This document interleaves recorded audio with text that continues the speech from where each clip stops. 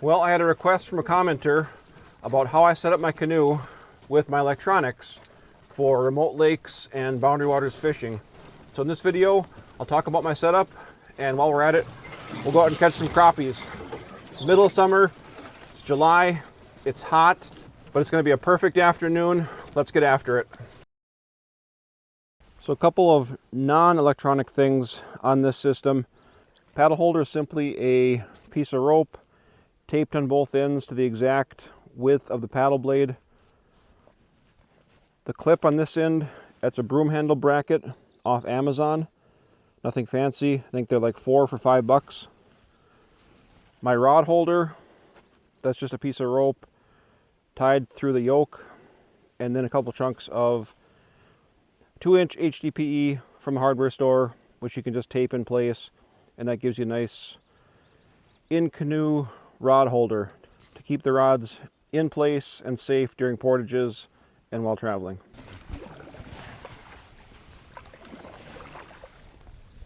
I set up all my electronics with 5mm barrel connectors to connect and disconnect power because I want to make sure I can fully disconnect the battery so there's no chance it gets turned on accidentally while bouncing around in a pack on a portage. So here's my standard setup that I run most days. On the right is a small Garmin. That is an Echomap 43CV.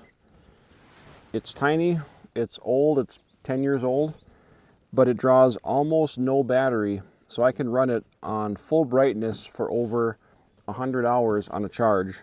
And in backcountry fishing, camping, that battery life is unbelievable and extremely valuable. So I love this locator, and it comes with me everywhere. Most days I'm just shooting the transducer straight through the hull. On the Souris River, the through hull works just fine. On my Winona Min 2, I have to put it back in either the far back or the far front because of that foam floor. On this graph, I typically run just sonar and mapping. I keep all my waypoints, my quick draw contours, everything on this graph because it's so useful, so handy, and I can run it forever on one charge. So it's July, it's midsummer, the crappies have moved out of their shallow spawning areas. So our game plan is simply to cruise the main basin, running side imaging and sonar, and look for schools of fish out in this basin. Usually they'll pop in off to the side. We can throw a waypoint on them and then back over them and fish them. The bigger graph is a Garmin Echomap Ultra 10-inch. I do run forward facing on this graph occasionally, but primarily I use this one for full screen side imaging. If you've never run full screen side imaging on a large high resolution display, do it. It is worth every penny and you will not regret it. This transducer mount is from Spring Creek Canoe Accessories, and this is actually one of their mounts for an outrigger float, which I didn't need anymore and repurposed into a transducer pole clamp. So the transducer, it's a GT56, sits on this aluminum bracket and then just inserts straight into that pole, so I can adjust the angle, but it's almost always straight.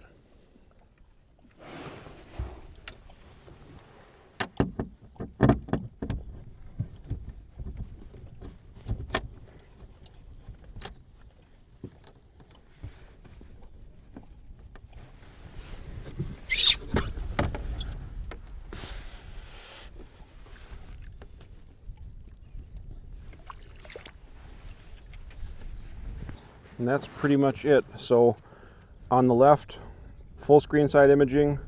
On the right is the mapping, which is quick draw contours that I've made myself, and the sonar. But if I do need down imaging, you can use these hotkeys to flip over to sonar and down whenever you want. So just like canoe camping, canoeing electronics is a balance between bringing what you need, but not more than you need. And so in this case, my setup here with the big screen for side imaging, the small Garmin for mapping and sonar is exactly what I need. It's a simple and effective system, and it works perfect for what I use it for. Nothing on the screen right now.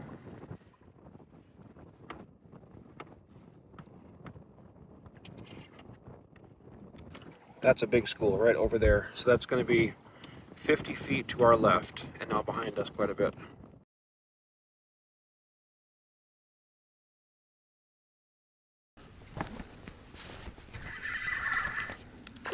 There's a nice one.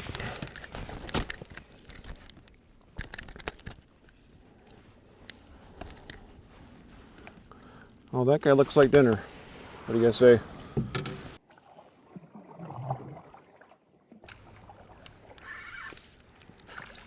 Whew. This is a nice one.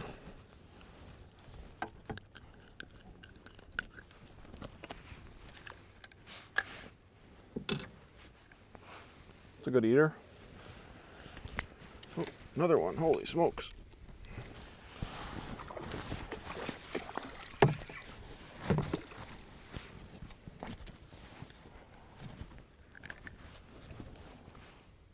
Another one. Okay, there's a school close to us now, right here actually. Oh, big school. It's gonna happen fast.